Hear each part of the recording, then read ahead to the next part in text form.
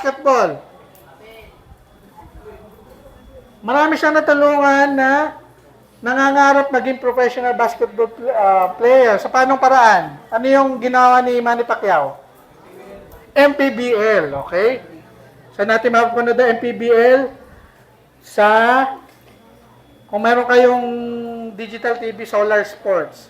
Magandang panoorin nyo kasi doon nagsisimula yung mga walang nangangarap na mapunta sa PBA or ano man, national team. Malaking tulong ang ginagawa ni Manny Pacquiao doon. Okay?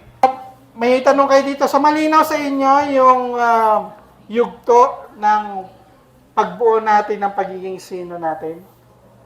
Manag? Okay, so good. Ito yung last natin na dito tayo magka-close. So, ito naman yung mga katangian ng tao bilang persona. Okay. So, katangian ng mga tao bilang persona, number 1. Okay, sabay-sabay number 1, may kamalayan sa sarili. So, from pamagitan ng pagbasa nito, ano sa tingin nyo ibig sabihin ng may kamalayan sa sarili? Ano ibig sabihin ng malay, kamalayan? Yes.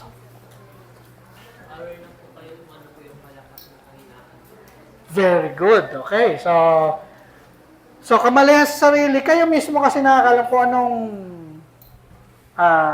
kaya nyo at saka yung hindi nyo pa kaya. Hindi ibig sabihin na pag sinabing hindi nyo kaya, tapos na. Hindi. Pwede natin gamitin term ay hindi pa kaya kasi kailangan nyo pang aralin, kailangan nyo pang i-train na sarili nyo, kailangan nyo pang sanay ng sarili nyo para magawa nyo rin yung sinasabi nyo hindi kaya. Okay? Pangalawa, katangian ay sabay-sabay.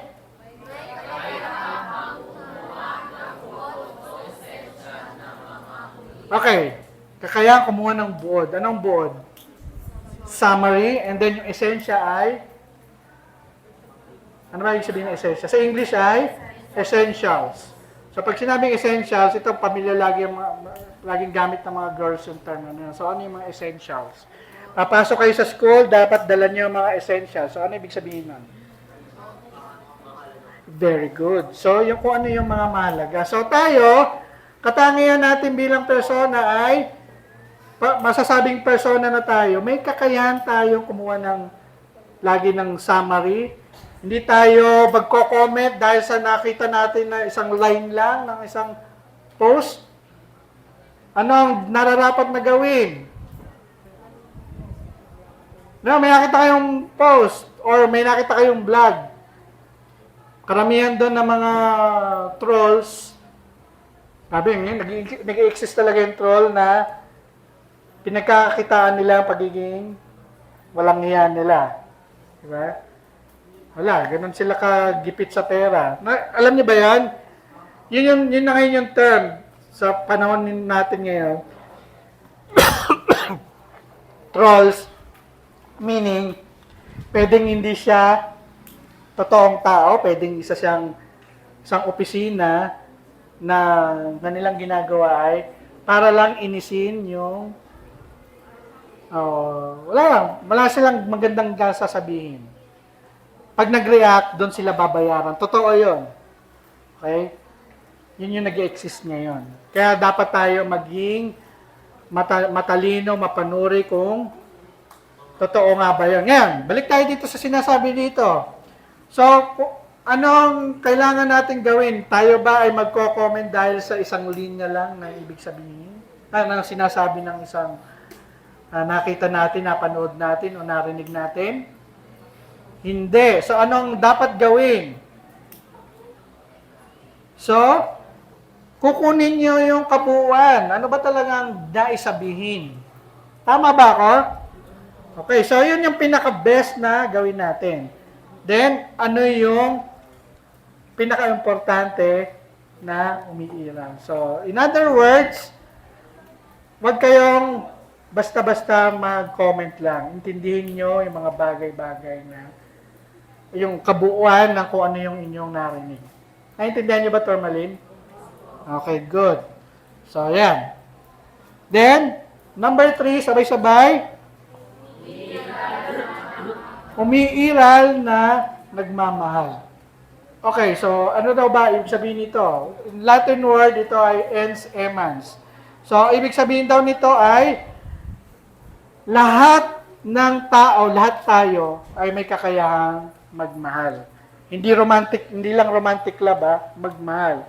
Ginagawa natin lahat 'yon kahit hindi natin alam. Minsan kasi mayroong mga tao na di mo ito, o extrovert o ano man, introvert pala na ayaw mapapansin na marunong siya magmahal, etc., etc. O even the worst human being na kriminal, kaya nilang magmahal. Kasi lahat ng ginagawa natin, may element yan na mahal natin, may mahal tayo na kaya natin nagagawa yung mga bagay na yun. Okay? Kaya lang, iba syempre ay ginagamit pang manipulate. Pero dapat maging matalino tayo para makita natin kung alin talaga ang totoo. So, lahat tayo ay may kakayanang magmahal. Actually, lahat ng ginagawa natin is dahil sa ating pagmamahal. At kapag tayo nagmamahal, nagpapahalaga tayo. Naintindihan niyo ba, Tourmaline? May pagpapahalaga tayo sa mga bagay na. Kaya hindi totoo yung love is blind. Sino dito naniniwala sa love is blind? Pero depende, siguro sasabihin nyo sa akin, depende siguro sa pagtingin dun sa kasabihan na yun. So, ano ba yung sabihin ng love is blind? Walang pinipili na pagmamahal. Positive ba siya o negative? Tingin niyo. Positive. Pwede natin tingnan positive, pwede natin gawing negative. Paano nagiging negative kaya ang love is blind? Ha? Yes. Hindi yung love is blind. Ano yun? X-ray vision. Yes.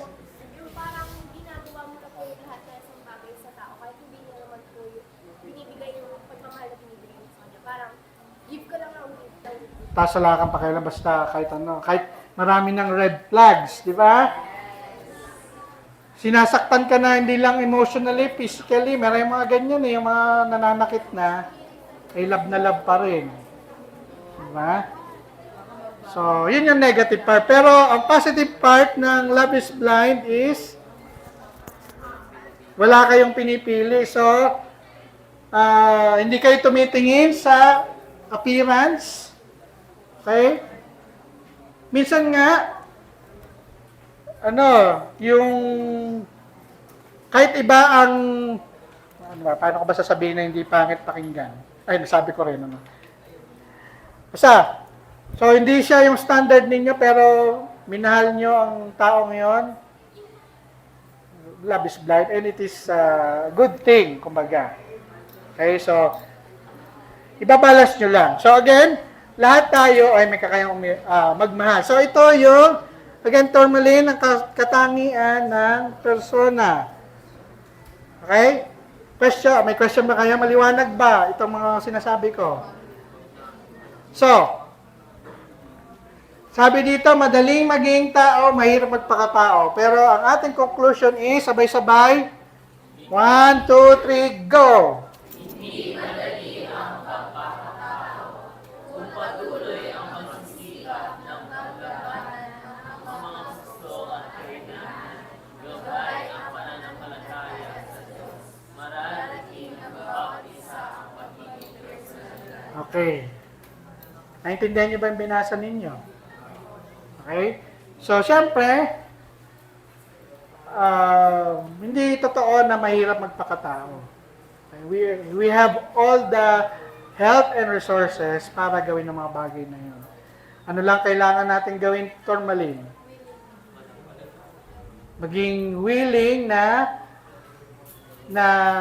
maging mabuting tao. Willing na matuto, willing na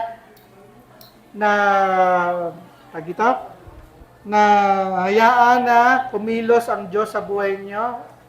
Pag sinabi kong kumilos ang Diyos sa buhay niyo, anong ibig sabihin kaya nun? Hinayaan niyo na siya ang maging guide ninyo. Tama? So, hindi nyo maaalis kasi yung pagiging makadiyos sa bagay ng pagpapakatao. Okay? Yun yung fact na yun. Okay? So, bawat isa sa atin, mararating natin, 100% sure mararating natin ang pagiging personalidad. Lagi tayo, Tourmaline, paggising pa lang natin sa umaga, lagi tayo may mga choices. Okay? Lagi tayong pagpipilian kung gagawin natin bagay na to o hindi natin gagawin mga bagay na to. Pero, dahil nasa atin ang mga choice na yon, wala tayong ibang pwedeng sisihin sa kalalabasan ng ating mga choices. Tandaan niyo yan. Halimbawa, pinili nyo na magbulakbol. Wala kayo ibang pwedeng gamiting sisihin. Kasi kalimitan nito ang dahilan sa advice, kikwento nyo sa advisor, bakit ba nagbubulakbol? May problema ako sa bahay pamilya. Okay? Yun yung kalimitan. Or, basta, gano'n. So, sa tingin nyo ba, dapat sisihin ang problema sa pamilya, sa bahay, o personal problem sa pagbubulakbol? Tingin nyo. May choice kasi kayo. Kasi, ang choice doon, halimbawa may problema kayo, ang choice doon, magmumukbuk mo lang ba kayo, or lalampasan nyo yung problema na yon. Di ba? Nasa inyo yung natural lang naman syempre. Hindi naman ibig sabihin na hindi na kayo malulungkot. Ang pagkalungkot ay human nature na hindi dapat sinosuppress. Pag nalulungkot kayo, let it be. Malungkot kayo or kailangan umiyak, iyak kayo. Pero, dapat, meron kayong desisyon sa buhay nyo na hindi ako titigil sa ganitong sitwasyon. Like for example, yan, di ba, laging nagdadrive ako papasok 30 minutes ako, nandyan na ako, 30 minutes. 30 minutes nandyan. Kita-kita na agad yung mga estudyante na proud pa sila, nag-over the bakod na. Okay? Tapos, pag nahuli sila ng POPD, kung sino-sino ang sinisisi. Tama ba yun? Tama ba yun, Tourmaline? Hindi. So, lahat ng mga bulakbol dito, 99% sa school na to, ang dahilan ng maling choices yun. Okay? Maling choices. Kasi, sa 11 years ko dito, yung mga na tumigil, nagantay pa sila ng ilang years bago bumalik. So, matanda na sila, grade 10 pa sila, o grade 7, o grade 9, grade 8. Doon din na naman pala babalik. So, ano pang ginawa nyo? Diba? So, ngayon pa lang, nag-uumpisa pa lang tayo, Tourmaline, tsagain nyo na. Kasi huwag nyo kakalimutan na hindi naman kayo papabayaan. Okay? Hindi naman kayo papabayaan ng inyong teacher kung kayo nahihirapan. Kaya lalapit lang kayo. Tanggalin nyo na inyong pride or yung hiya ninyo. Kung ayos nyo talaga maging isang personalidad balang araw, nandito ang sagot. Okay? Maliwanag ba, Tourmaline? Uy, 1 minute. So, nasagot ba ang tanong natin? Paano makakatulong?